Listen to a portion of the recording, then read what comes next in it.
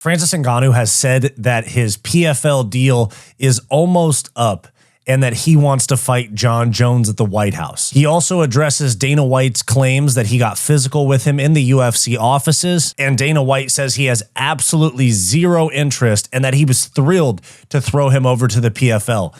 So in this video, we're going to get into all of that. We're going to talk about Dana and also what he had to say about Arman Tsarukyan, along with Francis Ngannou and a few other things. So stick around to hear the full story. My name is Wyatt. Welcome to Fight Society. All right, guys, before we get into the video, do me a favor, like and subscribe down below. And if you're watching on your phone, do me a huge favor, swipe left on the comment section and hit that hype button. It's a new YouTube feature that allows you to help small creators like me grow faster and push us in the algorithm even more than liking and subscribing, okay? So let's get into the video. Francis Ngannou, former UFC heavyweight champion, made an appearance on Uncrowned, the Ariel Helwani show, just yesterday, saying that his PFL deal is about to come to a close and that he would like to fight Jon Jones on the White House card. And before I even get into this clip, holy shit, this is the most unrealistic wish that I have ever seen. Almost every interview that Francis Ngannou does, it seems more and more, one, like he scammed the PFL, like he's tried to scam the UFC, and three, he has no idea how to manage his career. He burns bridges. He's over here about to leave the PFL and have nowhere to go. And he's talking about how he wants to go to the UFC and they fucking don't want him back. So this is the clip right here of him talking about being done with the PFL before the White House card, which is on June 14th. Very close on the PFL contract. They have to give me a fight. When you say close, what do you mean by that? Close to the end? Yep. Okay. Soon. You talked about wanting to fight Jon Jones at the White House. Yes, if that could have happened. Right. Would your PFL contract end before that event happens?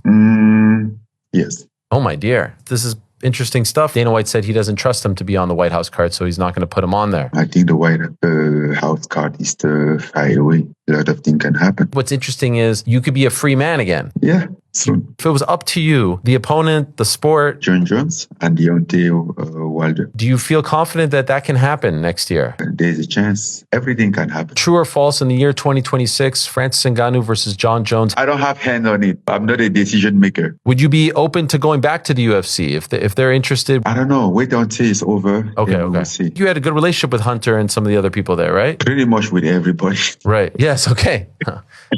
So a few things there. One, he thinks that anything's possible, and it's just frankly not. I mean, we'll go and see what Dana White had to say in a moment, but even without that, it's so incredibly clear that the UFC and Dana White want absolutely nothing to do with Francis Ngannou. He was a bad guy to work with. And two, him saying that he had a good relationship with everybody else or everybody in the UFC is just blatantly not true. Dana White said very negative things about him, and plenty of UFC employees have said he was a menace at the UFC offices, that he was a pain in the ass to work with, and that he was kind of frankly threatening. Not saying he threatened people, but he's a big, scary guy, and he'd go in and stand over people's desks, even over things like graphic design art for UFC posters and things like that. He just had his hand in everything, and he would hang out at the UFC offices bothering people. There's just so many things that Francis Ngannou did that are just not conducive to a healthy work relationship. Honestly, why is he even talking about this while he's still under contract with PFL? I've had jobs where I was actively looking for a new job while I was still at that job, or I was talking to a new employer or a new potential employer before I actually put in my 2-week notice. It's not like I went to the employer at the time and said, hey, just so you know, I'm going to leave in a month as long as this other thing works out. You got to play your cards closer to the vest. You got to look out for yourself. But Francis wants attention so badly that he's willing to burn bridges before the time is right, burn bridges for no reason, and put out all of this info for the sake of catching headlines and getting attention, because that's what Francis wants. He wanted the private jet to France. He wanted the $50K bonus. He wanted to be the biggest promotional guy in the company, although he has no personality. Francis Ngannou is a delusional guy, and it sucks because the other side of this coin is Dana White, who I also think is kind of a scumbag, and Jon Jones, who's definitely a scumbag. Whereas Francis, if he was just a nice guy, they could have sold him in such a good way. They could have sold him as the guy that came from Africa, struggled to make it to America, grew up in poverty, all these different things, and that it would have been this rags to riches, came from nothing story, but he's just a fucking bad guy. He's a scammer. He's a scammer. He scammed the PFL for money, for equity, all these different things, in my opinion. And he just doesn't understand how this business works. Like, who is this guy's manager? Who is this guy's manager? Because somebody needs to get in his ear and be like, Francis, shut the fuck up. Because he's just sitting here saying he wants to leave the PFL. They still got to get him a fight. So bad business from Francis. But Francis also responded kind of to Dana White's claims that he got physical with him in the UFC offices over a $50K bonus. This is the clip from Dana White on Flagrant a few weeks ago where he made that claim, and then we'll get into Francis's response. He's in my office and he's arguing with me. The conversation's over. I'm starting to leave, and he grabs me by my shirt. Fuck. And like pushes me back in my office. And I said, dude, get your fucking hands off me. Seeing this guy's face and in his eyes and in the way he's acting, who this guy really fucking is, you know? Then my guy Hunter they were talking about something. It might even have been the same thing. And when Hunter started to walk away, Francis grabbed him by the fucking back of his collar and fucking pulled him back. Said, we're not done talking yet. So this guy is not a good fucking guy. He's a bad guy. Quick break. If you're loving this video and you want more from Fight Society, click that join button down below to become a channel member today, where you'll get access to members only live streams, behind the scenes vlogs, and all the unfiltered stuff that we don't post to the main channel. Back to the video. What's funny is that Francis Ngannou said he has a good relationship with everybody at the UFC, including Hunter Campbell. And I'm just picturing Dana says it like he's some fucking badass saying, get your fucking hands off me. But what I think is hilarious is the idea of Dana White and Hunter Campbell being held by their collars, one in each hand, by Francis Ngannou with their legs just with their legs dangling. And they're like, hey, get your fucking hands off me. But Dana White tells it like it was a fucking war story. Like he stood up to some bully in high school. And Francis better watch out. Dana White was a fucking cardio boxing coach back in Boston. He might have gotten boxercised into unconsciousness. Anyways, this is Francis's response. And let me tell you guys ahead of time, this dude did that shit. This is a bad response. You point blank, did you ever put your hands on him? On Dana White? Yeah. You see the eye roll and the thought, you know, right here. It's been 6 seconds into the clip. You know he did that shit. He did that shit for sure. Well, then he must be the only person that I ever put my hand on. He said you did it with him and Hunter Campbell, where you grabbed his collar. In his office, that's what he said, right? Correct. Well, I'm sure he has a lot of camera there. Ariel wasn't buying that shit at all. And you could tell he's got this fucking like, Francis has this mentality of like, babe, are you going to believe me or them lying ass screenshots? Like that's literally exactly the approach that Francis has to this. Him to, hey, show the proof. I'm not inviting him to do anything. I'm not in court. I really like saw that and screw and move. I wasn't even, I should be thinking that you're going to ask me that. If Dana say this, if he's in peace with, it's okay. You don't want to address any of it? No, I don't find it necessary. We shouldn't have gone this way. How come do we get from where we were to where we are right now? I would just say it's disappointed the way that things went. That's all. Yeah, I don't even really know what Francis is trying to say. It doesn't really make a whole lot of sense where it's like not his problem to address it. It very clearly is. I mean, Francis just doesn't know how to do business. He doesn't know how to handle PR, anything like that. For some reason, he thinks that these promotions are going to come just begging to him with money and title fights and contracts and all this stuff. And it's not going to happen, man. You're a bad guy to do business with. I'm not some Dana White glazer, Dana White defender. I actually go after him a lot. He has me blocked on Instagram. So does Ian Gary. But what are you doing, man? It is your responsibility. The leader of a major promotion in Dana White at the UFC said that you put your hands on him in a business meeting. And you say, is there cameras? It's like, babe, you gonna believe me or them lying ass screenshots?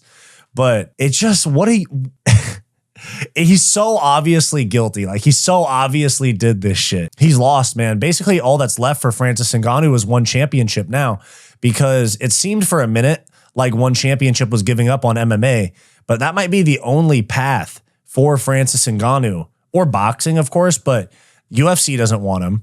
I really doubt the PFL is going to want him back after the way he's kind of badmouthed them, not showed up to their events, and now, of course, just openly talking about wanting to get out of his contract with them and go back to the UFC. It doesn't make any sense at all, frankly.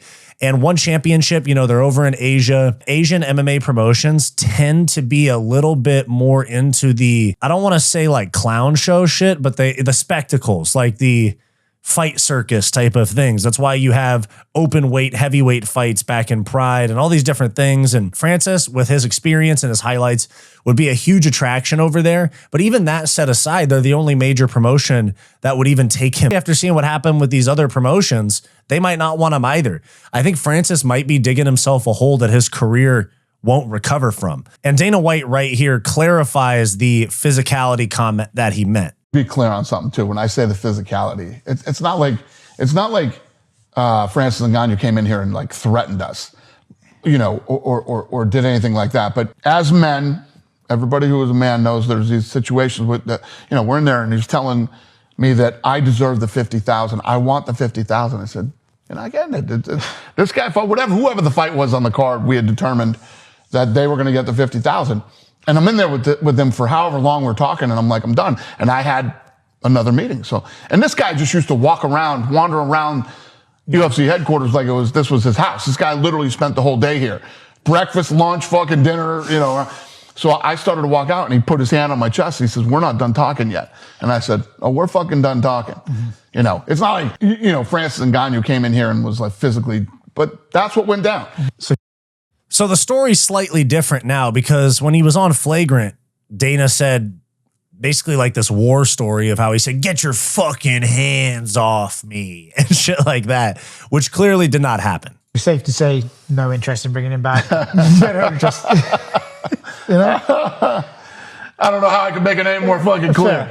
And so he clearly does not want Francis back. So the whole Francis Ngannou at the White House is basically off the table. And Dana White elaborated even more about how happy he was to get rid of Francis. And frankly, Dana White's not some great guy, but he is a good businessman. And he does run the most powerful promotion. He is the most powerful man in combat sports. So it is interesting to hear about how this business stuff gets handled outside of the cage. But frankly, with everything that Francis has done, it doesn't even seem like the juice was worth the squeeze in terms of having him on the roster from Dana White's perspective. Francis Ngannou did an interview with Uncrowned today, and he said his PFL deal is coming to an end and he would be interested in coming back to fight on the White House card against John Jones. You've made it clear how toxic that relationship got. You brought up the story about the physicality and everything like that. Is there a world where you guys work together again? When somebody shows you who they really are, believe them. Mm-hmm. And there was no...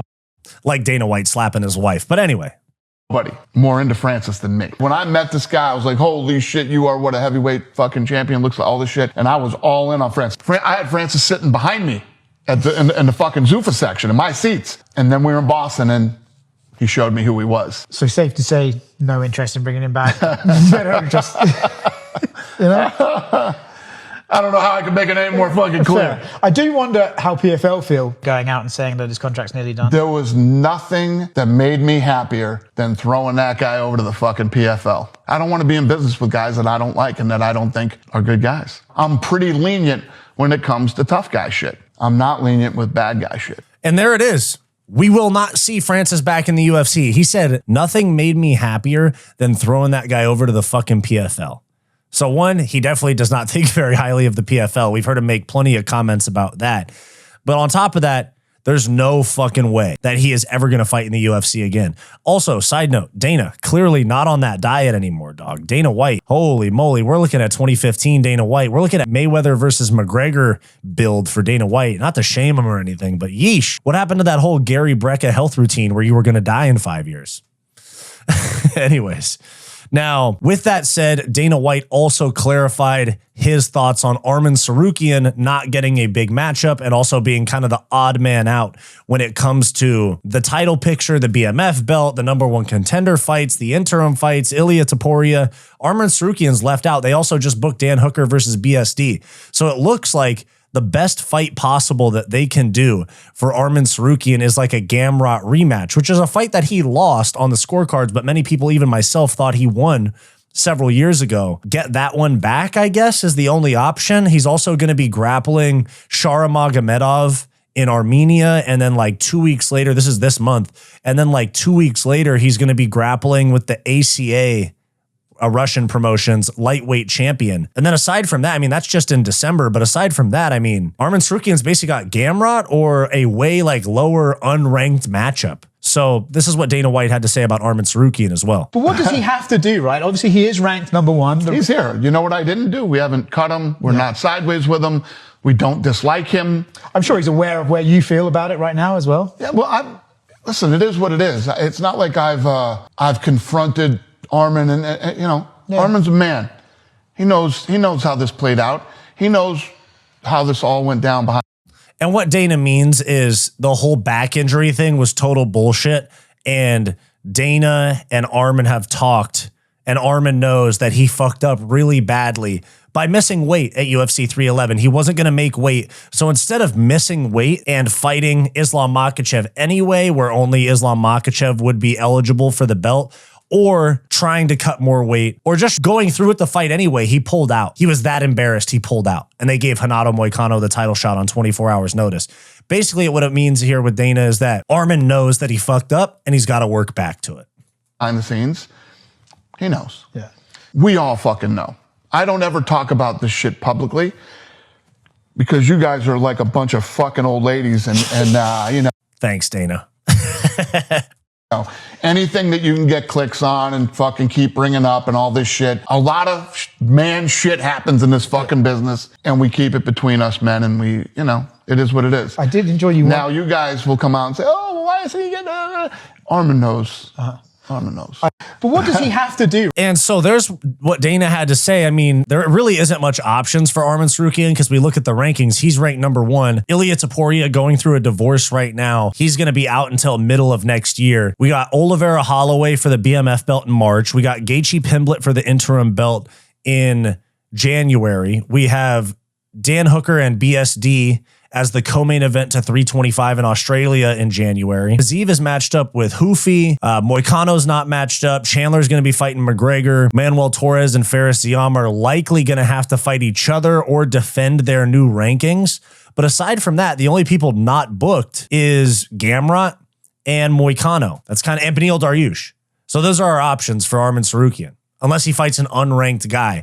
So he's going to have to do the UFC a favor and fight way down in the rankings, or they try to give him a Gamrot rematch, which I could see. I could see them doing that as a fight night main event in Europe. They're doing March 21st in London. I could see that being a main or co-main event. The rumor right now is Lerone Murphy versus Movsar as the main event. I could see that being a co-main event or a main event for that card. But Arman put himself in a bad spot. I don't feel bad for Arman at all. But Dana White's made it very clear he's going to have to work his way back. And basically everybody's booked or just fought at 155. So it's probably a Gamrot matchup or something really unfavorable like a Faris Ziam, Manuel Torres, or an unranked guy.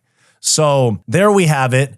Arman Tsarukyan, long way back to get back to the title. Thankfully, he's only 29, so he's not like 34 on the verge of retirement and still not getting a title shot. He's 29. He's got 5, 6, 7 years left in the sport. So he's got time. So he's going to need to work his way back. And then, of course, Dana White hates Francis. What's new? So let me know down below your thoughts on Dana, Arman Tsarukyan, Francis Ngannou, all that good stuff. Let me know your thoughts down below. Do you want more from Fight Society? Like and subscribe below this video and click the join button to become a channel member today to get access to behind the scenes vlogs and members only live streams.